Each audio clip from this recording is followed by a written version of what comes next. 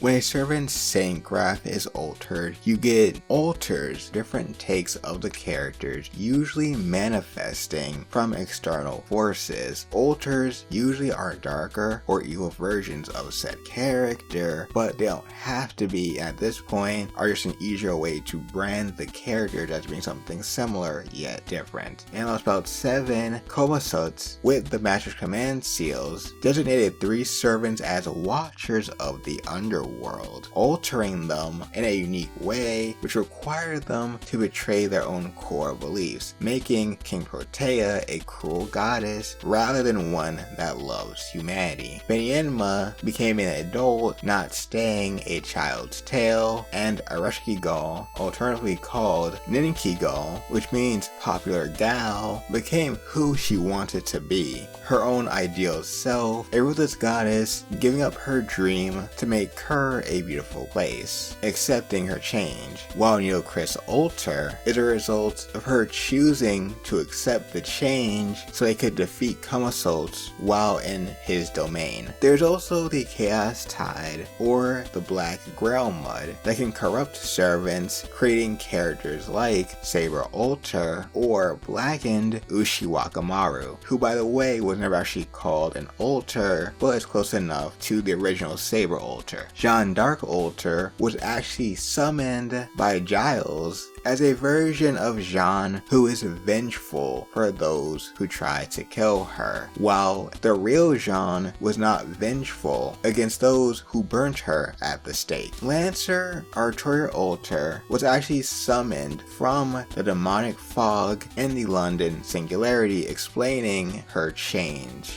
Mysterious Heroine X Alter is a different person from Mysterious Heroine X, created as a counterpart to fight and oppose Mysterious Heroine X. Arjuna Alter, originally a combination of many gods, causing Arjuna to lose most of his personality and sense of self. As a servant, he's less powerful and slowly regains his humanity as he ascends further. Okita Alter was created to be a counterforce guardian in a Guda Guda event as a result of a deal made in the past to save a sickly young Okita. In Fate Grand Order First Order, when servants are defeated by Saber Alter, they come back as Alter servants themselves, creating a different variant of Emiya Alter, who is not to be confused with the one that appears in the Triple C event, also known as Seraph. This version of Shiro, who had some bad experiences with Kiara and took a different path in life, turning him into this version of him. And going back to First Order, we also have Medusa Alter, which is just Medusa utilizing her immortal killing scythe, as well as some of her later abilities that she gets when she's older. Kukulane Alter was made as a wish from Queen Meb during the first story arc of Fate Grand Order, creating its unusual version of the character. Meanwhile, Atlanta Alter is actually just a form she takes when she uses her noble phantasm,